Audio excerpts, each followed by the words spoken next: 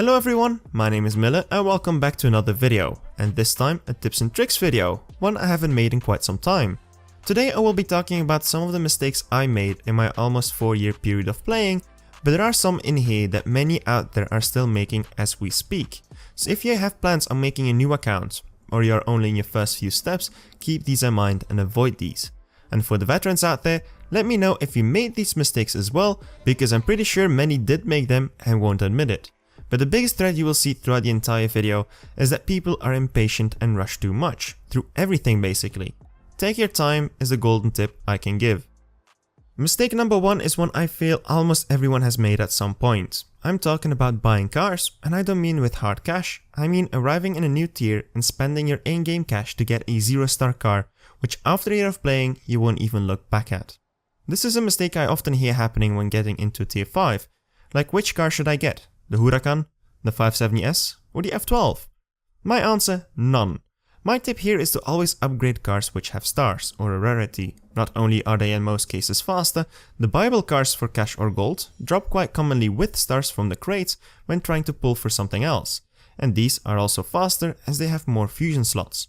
So imagine you maxed out your no-star F12 that you bought and you put all your stage 6 parts on it. Now you pull a 3-star version from the crates. You'll have to spend gold coins transferring fusion parts and stage 6 parts, so that's no good. But I hear you asking already, what to do if I get to a new tier and I don't have a car? Just be patient. At the start of course it's something different. In tier 2 you can try get a car, don't install any fusion parts on it, just to get through the Legends tutorial to get your hands on the Ferrari 250 GTO, because that car is worth upgrading and going for. In tier 3 you can use the same ideology, you can either go for a Legends car to restore, or you can wait until you pull something decent from the crates. For tier 4 and tier 5 I would just wait till you win a car from the crates, through a drop raid, or through a milestone with your crew. Honestly, the wait is worth it. I'd rather upgrade a Project 8 which runs at 10.5 maxed out, compared to a GTR which at first might sound like a solid solution, but is more than 2 seconds slower, and you invested all your fusion parts and money into it. I made this exact mistake in the past by buying 570Ss and F12s thinking they'd be good, but I paid lots of gold and stripped them afterwards. Related to this is the second most common mistake, and I think 90% falls victim to this: picking the wrong cars to beat the elite trials with. So you beat Shacks and you're super excited to start the trials using your fastest car in each tier, being all slow cars without stars because you just started playing. Well, that's a bad move. Not only do you prevent yourself from using your fastest cars in the Tempest challenges afterwards because they are locked out, forcing you to use a different car, but you don't get to use the 10% RP bonus properly. The car you use in each elite license gets the elite tag, which comes along with the 10% RP bonus. And this bonus means less having to race for more RP, and RP is crucial to get your hands on a milestone car. Almost everyone I know regrets their choices on their first elite license, including me. The 488 Spider is a terrible choice since I don't use this car anymore at all. But which cars should you go for then? Well, there are 2 criteria, performance and rarity. The higher the rarity, the more RP you get per race. A no-star for example, without elite bonus, gives you 1080 RP. A win with a 5-star purple star car with elite bonus gives you 1487 RP, a 37% increase, so with let's say 50 wins, you would be 20,000 down by running a no-star car. Best choice here is to go with either Legends cars, as they have an additional 10% for being a Legends car, or a 5-star with purple stars. If you don't have these, a 5-star gold star is also a perfect choice. But the perfect car out there is the McLaren F1, as it gives 68% bonus stock. The other criteria is performance. Pick a car you'll be using down the line to race online with, which will be any sub 8 seconds car. If you want to know which are the fastest cars and match both criteria, down below a link to the record sheet. If you don't have a car, just wait till you have a worthy one. Right now there are 3 elite licenses together in each tier, so play it smart. If Tempest 4 comes around, I will be eliting my McLaren F1 to just get that little bit extra and save me some gas and time to run online with. Mistake number 3 is ignoring the crew aspect and missing out on free cars. This is a mistake I did not make myself, but I hear this often with starting players. Players at the start are so focused on their own game storyline, they don't join any competitive crew, causing them to miss out on free cars. There are hundreds and hundreds of milestone crews out there with various requirements, but all with the same goal of reaching 20 million crew RP. And with a solid 30-man group, you can get your hands on that car for free. To get this RP, you can either participate in certain cups which reward crew RP, or you can go race online to get personal RP. I made a video on this a year ago to show how easy it is to get milestone cars, and I highly suggest you go look at it after this video since it's super useful for starting players. As to how to find a crew, there are plenty of people looking for newer players on Facebook and on Reddit, and the best part of it, you get to meet people and talk about anyday stuff, not just the game. I've collected every milestone car since the Ferrari FXXK almost 4 years ago, which led me to saving loads of keys in events down the line. For example, recently there was a Trinity Cup where we had to use the Dodge Demon, the Shelby GT500 and the Camaro ZL1 1LE. I already had those cars from past milestones, saving me gold keys in the process, so I can use those in future events. I cannot express how important milestone cars are to get, definitely as how easy they are able to get and how fast these cars are, because most of the cases they're pretty good ones as well. Another advantage of crews, mostly the leaders are experienced and give you some more tips along the way, and they mostly also have a fixed schedule to run wildcards at, matching your own time zone and get you extra RP when racing online. Mistake number 4 is one I make way too often, upgrading the wrong car or almost every car and wasting keys in the process.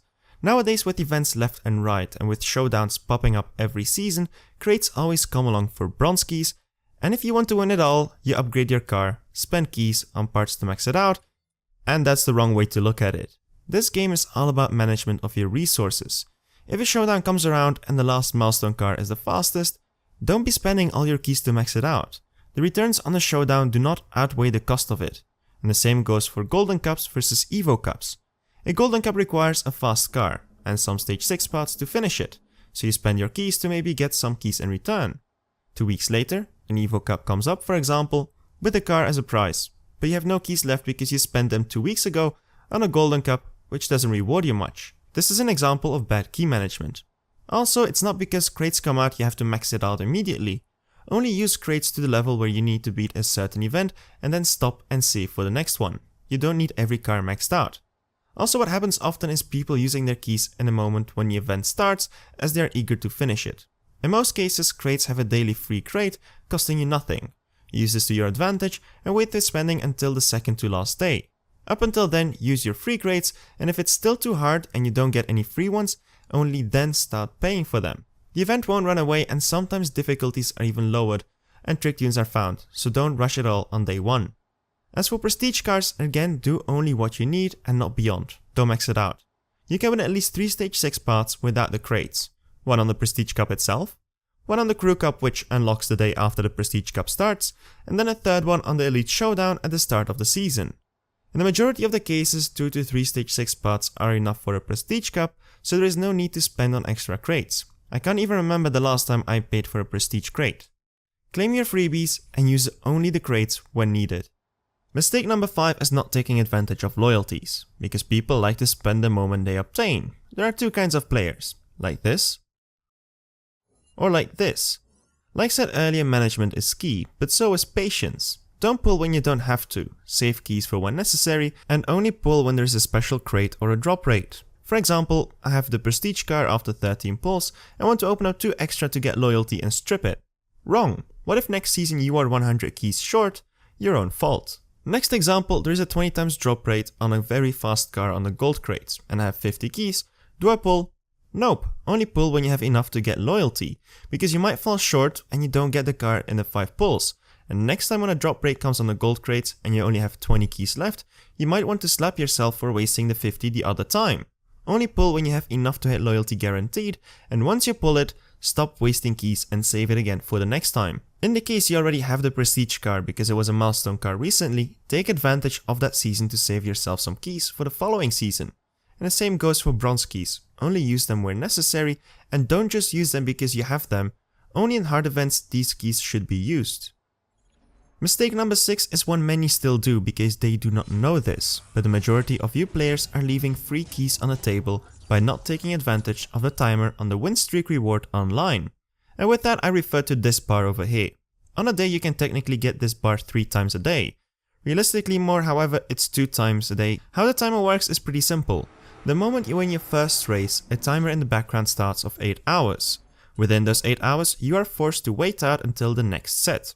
If you win your 15th race after 8 hours, you get your second set straight away after completing the first one, and then when you win the first race, the timer starts again. So what I suggest to do here is in the morning before work or school or whatever, during breakfast take one win. Then in the evening, when you're watching TV and you're playing the game, you can get 2 sets back to back rather than just one, doubling the rewards. Also, this will prompt you to race more, meaning more RP for the crew, getting you closer to the milestone car.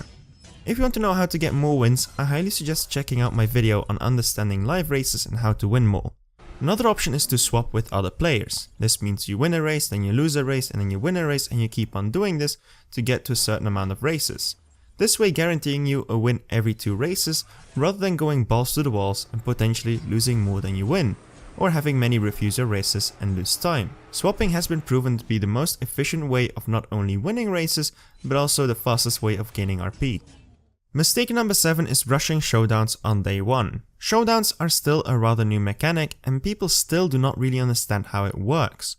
You essentially get matched up with people who have roughly the same number of trophies like you have, which means that day 1, where everyone starts at 0, you might face both people with stock slow cars or maxed fast ones, and you will get beaten quite often if you're sitting in the middle. My advice here is to wait for a day or 3 and you'll be climbing up the ladder quicker and you'll get higher. This is because the people with the maxed cars are already way ahead at the top, and the difficulty layers have been created, and you will encounter slower opponents up until you will get in your slot of how fast your car is. Also, for the top players, the only way is up, reducing the difficulty level of the milestone price day by day. Last time around, for example, the Twisted Mistress milestone car required the fastest car maxed out on day 1, but on day 4 or 5 you could get it with a low 8 seconds car. That is a big difference over just a couple of days. This also shows that on the first day only, let's say 100 people can get it, while on the 6th day, roughly 40 to 50,000 people get the car. This also means that you don't have to blast through your keys on day 1 to get your hands on the showdown milestone car or milestone reward. Be patient up until you need it. The last one I can think of is a mistake many make by starting to restore 2 Legends cars at the same time or by picking the wrong Legends car to work on. I have made a full video with tips and tricks on the Legends, which I highly suggest to check out as well, but essentially I suggest to never work on multiple cars at the same time, only work on one, as tokens rewarded on cups or whatever then directly go to that one single car. If you work on 2 or 3, they sometimes get split. And also pick your cars wisely. Don't go all in for the Carrera GT as your first car because it will take ages. Work on the lower tier cars first and you can use them in the storyline. Also, I highly suggest to not restore to strip for parts, be patient and focus on other cars to restore first. Again, for more on this, the Legends tips and tricks video is super useful. A bonus mistake is completing the 4th Heritage Cup. This cup will keep on returning with its crates, and once you complete the event, crates will disappear too, and so will your source of daily free crates and free 4 fusion parts. So do not beat the final race how tempting it might be. Another advantage of this is that you will be able to gather upgrades for your Ford GT40 Mark II, which you then can use in the Legends storyline as a super easy lock-in to breeze through everything. So those were the mistakes I mostly did wrong, and I hope you guys will not make the same mistakes. And if you did, let me know down below so we can all have a laugh at it together. Yes, eliting a no-star M235i was not my proudest moment, so I learned from that mistake that I made and I made sure Elite License 2 and 3 were good choices. And with that I have said all what I had to say. If you enjoyed the video, do not hesitate to leave a like, subscribe for more content like this. Thank you all for watching, my name is Miller, see you around and keep racing.